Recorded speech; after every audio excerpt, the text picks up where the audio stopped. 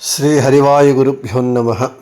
ओं वंदे विष्णुं नमामि श्रियमथ च भुवं ब्रह्मवायू च वंदे गायत्रीं भारतीं तामपि गरुडमनन्तं भजे रुद्रदेवं देवीं वंदे सुपर्णीं महिपतिदयितां वारुणीमप्युमां ताम् इंद्रादीन् काममुख्यानपि सकलसुरान् तद्गुरून् मद्गुरूंश्च अभ्रमं भङ्गरहितम् अजडं विमलं सदा आनन्दतीर्थमतुलं भजे तापत्रयापहम्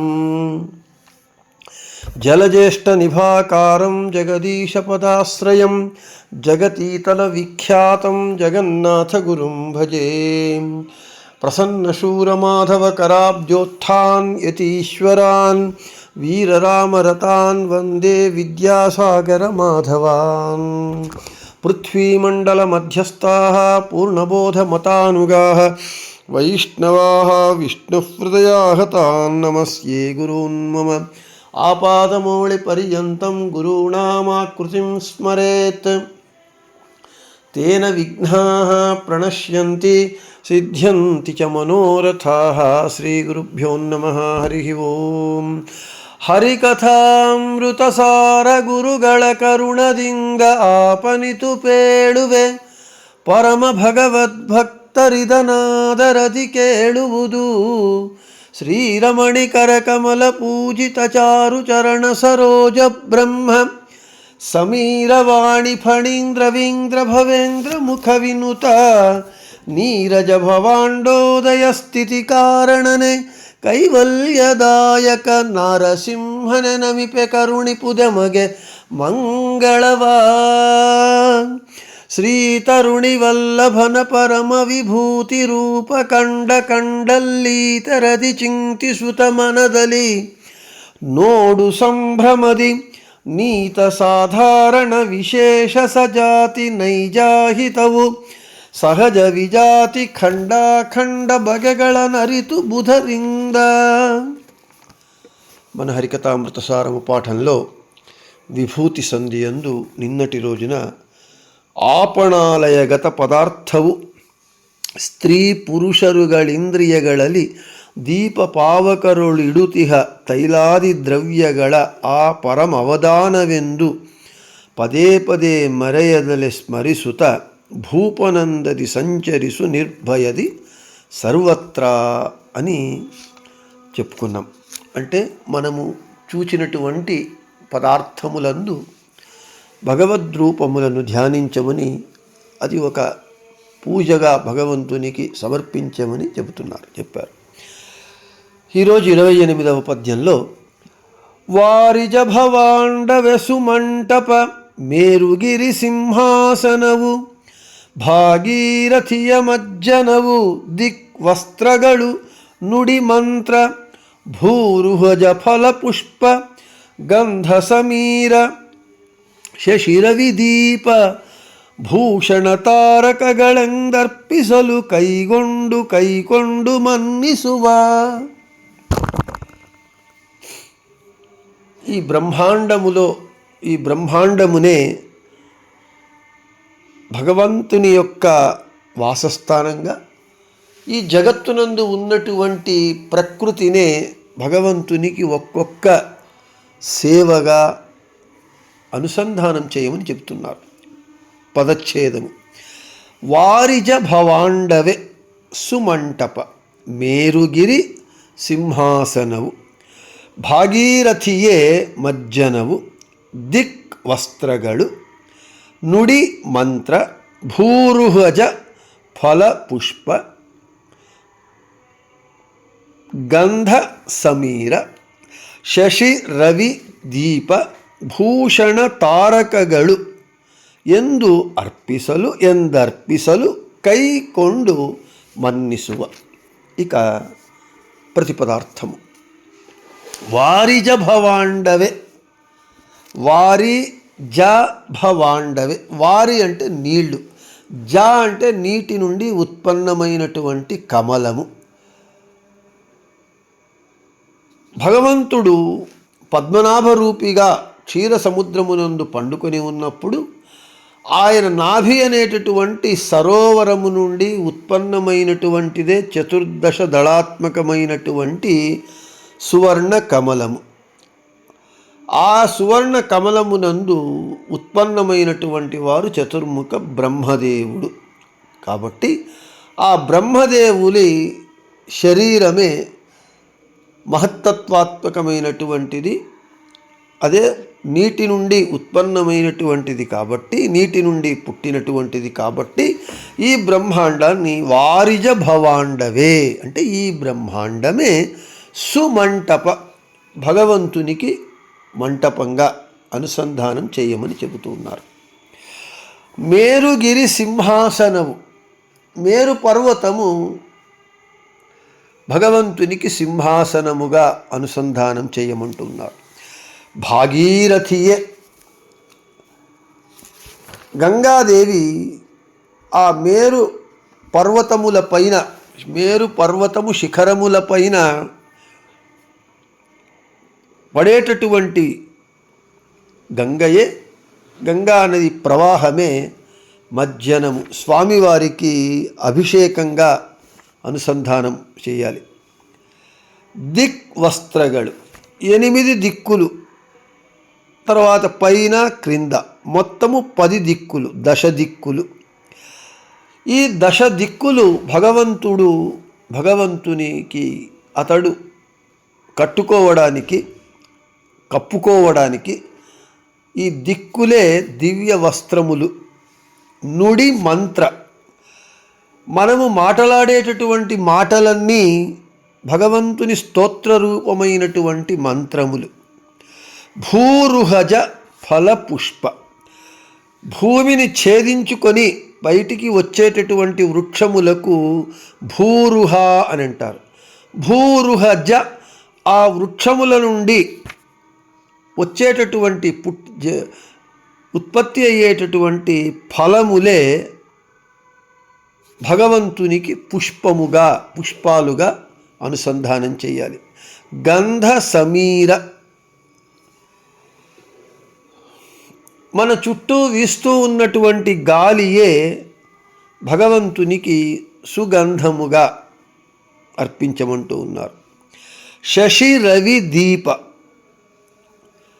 ఈ విశాలమైనటువంటి ఆకాశమునందు ఉన్నటువంటి సూర్య చంద్రులే భగవంతునికి మనము సమర్పించేటటువంటి దీపములు. భూషణ తారకಗಳು, ఆ ఆకాశపథంలో ఉన్నటువంటి నక్షత్రమాలలే ఆ భగవంతునికి ఆభరణములు, భూషణం అని అర్పిసలు. ఈ విధంగా భగవంతునికి మనము సమర్పించినప్పుడు జ్ఞానానుసంధాన పూర్వకంగా కైకొండు మన్నిసువ, అప్పుడు భగవంతుడు వాటిని స్వీకరించి మనలను అనుగ్రహిస్తాడు అని చెబుతూ ఉన్నారు. ఇక తాత్పర్యం, ఈ బ్రహ్మాండమే భగవంతునికి సుమంటపముగా, మేరుగిరి పర్వతమే, మేరుగిరియే సింహాసనముగా, గంగానదియే అభిషేక జలముగా, దిక్కులే వస్త్రములుగా, మాటలాడేటటువంటి మాటలే మంత్రములుగా, చెట్లలో పండేటటువంటి ఫలములే భగవంతునికి పుష్పములుగా, వీచేటటువంటి గాలియే గంధముగా, ఆకాశమునందున్నటువంటి సూర్య చంద్రులే భగవంతునికి దీపములుగా, ఆకాశపథంలో ఉన్నటువంటి నక్షత్రమాలలే భగవంతునికి అలంకారములుగా, జ్ఞానానుసంధానముగా భగవంతునికి సమర్పించినప్పుడు భగవంతుడు వాటిని స్వీకరించి మనలను అనుగ్రహిస్తాడు. ఈ విధంగా భగవంతునికి ఒక రీతిగా మానసిక పూజను చెయ్యమని చెబుతూ ఉన్నారు జగన్నాథదాసుల వారు. ఇక విశేష వివరణకు వస్తే, నేను ముందే చెప్పినట్లుగా వారిజ భవాండవే, భగవంతుని పద్మనాభరూపి భగవంతుని నాభి కమలము నుండి, నాభి నుండి ఉత్పన్నమైనటువంటిది చతుర్దశ దళాత్మకమైనటువంటి సువర్ణ కమలము. ఆ చతుర్దశ దళములే 14 లోకములు. ఆ కమలము నుండి కమలములో ఉత్పన్నమైనటువంటి వారే చతుర్ముఖ బ్రహ్మ. అందుకే వారిజభవరు అని చెప్తారు. ఆ బ్రహ్మ యొక్క శరీరము మహత్తత్వాత్మకమైన బ్రహ్మాండముగా ఉంటూ ఉన్నది. అటువంటి వారిజ భవాండం అనేటటువంటి బ్రహ్మాండమే సృష్టికి మూల కర్తృవైనటువంటి భగవంతునికి ఒక దివ్య మంటపముగా అనుసంధానం చెయ్యమని చెప్తూ ఉన్నారు జగన్నాథదాసుల వారు.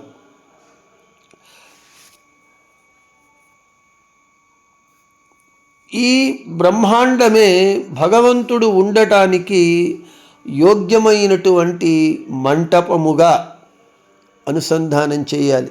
అది ఉత్కృష్టమైనటువంటి మంటపం.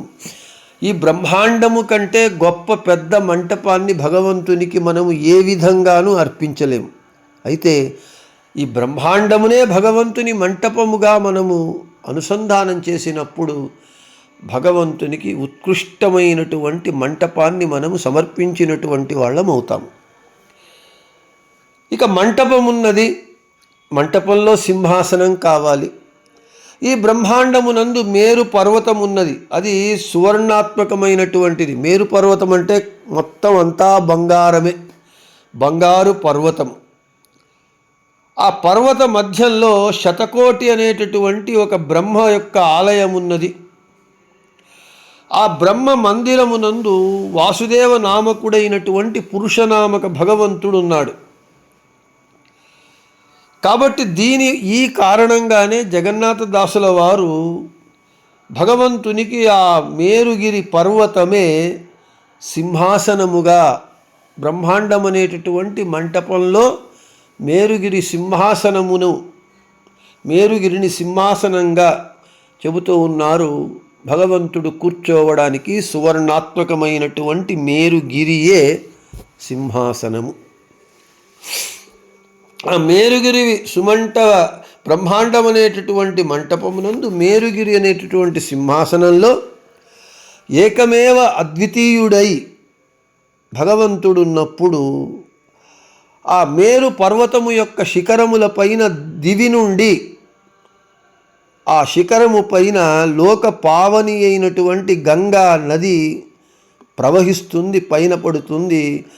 ఆ గంగా జనకునికి అభిషేకమే గంగా నది, ఆ భాగీరథియే అభిషేకం. ఎందుకు? ఆ గంగ ఎక్కడ నుండి పుట్టినది? భగవంతుని పాదోద్భవి. గంగాజనకునికి గంగ అభిషేకం చేస్తూ ఉన్నది అని అనుసంధానం చేయమంటూ ఉన్నారు. ఇక స్నానమైన తరువాత భగవంతునికి వస్త్రములు సమర్పించాలి. వస్త్రం సమర్పయామి అని అంటాం. వస్త్రములు అంటే 8 దిక్కులు, పూర్వ పశ్చిమ ఉత్తర దక్షిణ, మళ్ళీ ఈశాన్య వాయవ్య ఆగ్నేయ నైరుత్య 8 దిక్కులు, ఊర్ధ్వము అదదు, మొత్తము 10 దిక్కులు. దిగంబరులు అని చెప్తాం. దిగంబరులు అంటే వస్త్రములు ధరించినటువంటి వారు కాదు, నగ్నంగా ఉన్నటువంటి వారు అని మనం అర్థం అనుకుంటాం. అయితే వాళ్ళు ఈ ప్రాకృతమైనటువంటి వస్త్రములు ధరించకుండా దిక్కులనే అంబరముగా, దిక్కులనే ఈ 10 దిక్కులనే అంబరముగా వస్త్రముగా ధరించినటువంటి వారు కాబట్టి వారిని దిగంబరులు అని అంటాం. అయితే అది మనకు కనబడదు, మనం వాళ్ళ నగ్నంగా ఉన్నామని అనుకుంటున్నాము. అయితే దిగంబర శబ్దానికి నగ్నత్వము అని కాకుండా దిక్కులనే వస్త్రముగా ధరించినటువంటి వాడు దిగంబరుడు. ఈ 10 దిక్కులే భగవంతునికి మనము సమర్పించేటటువంటి రంగురంగుల దివ్యమైన భవ్యమైన కట్టుకోవడానికి వస్త్రాలు, కప్పుకోవడానికి వస్త్రాలు, ఉత్తరీయంగా వస్త్రాలు అని అనుసంధానం చేయమంటారు. ఇక మనము ప్రతినిత్యము మాట్లాడుతూ ఉంటాం. ఒక్క క్షణమైనా మాట్లాడకుండా ఉండలేం. మనం ఏదో ఒక మాటలు మాట్లాడుతూనే ఉంటాము. మనము మాట్లాడేటటువంటి ప్రతి మాట భగవంతుణ్ణి స్తోత్రం చేసేటటువంటి మంత్రములుగా అనుసంధానం చేయమంటూ ఉన్నారు.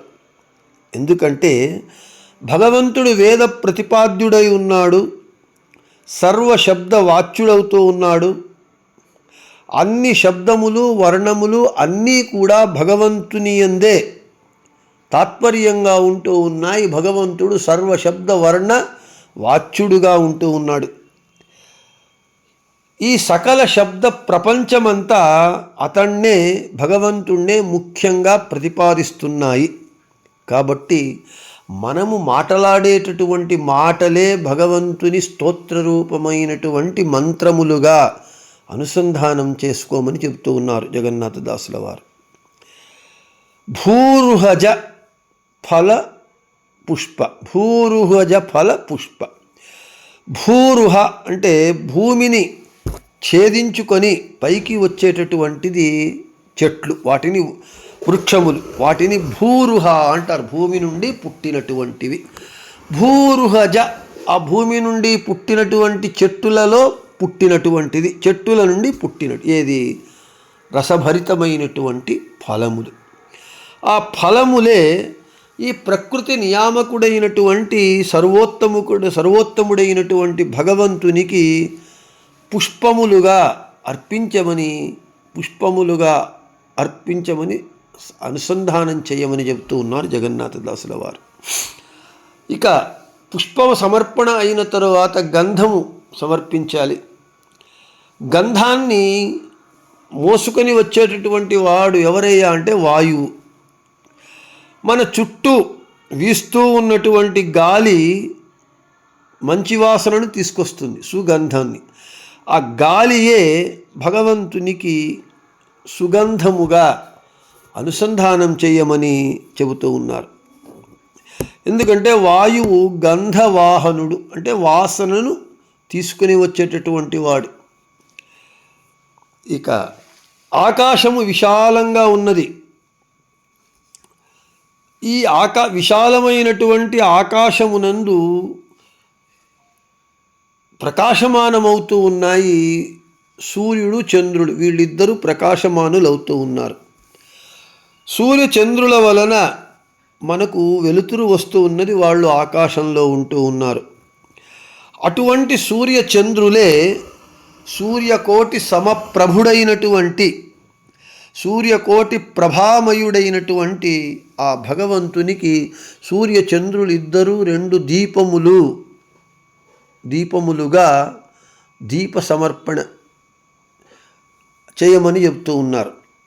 ఇక ఆకాశ మార్గంలో ఆకాశ పథమునందు దేదీప్యమానంగా కొన్ని కోట్లాది నక్షత్రములు మాలారూపంగా ఉంటూ ఉన్నాయి. ఆ నక్షత్రమాలలే భగవంతునికి మనము సమర్పించేటటువంటి భూషణములుగా, అలంకారములుగా, ఆభరణములుగా అనుసంధానం చేయమని జగన్నాథదాసుల వారు చెబుతూ ఉన్నారు.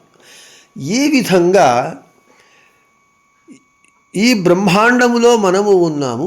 ఈ బ్రహ్మాండములో ఉన్నటువంటి వస్తువులనే భగవంతుని యొక్క పూజా సామగ్రిగా, వాటితో మానసిక పూజను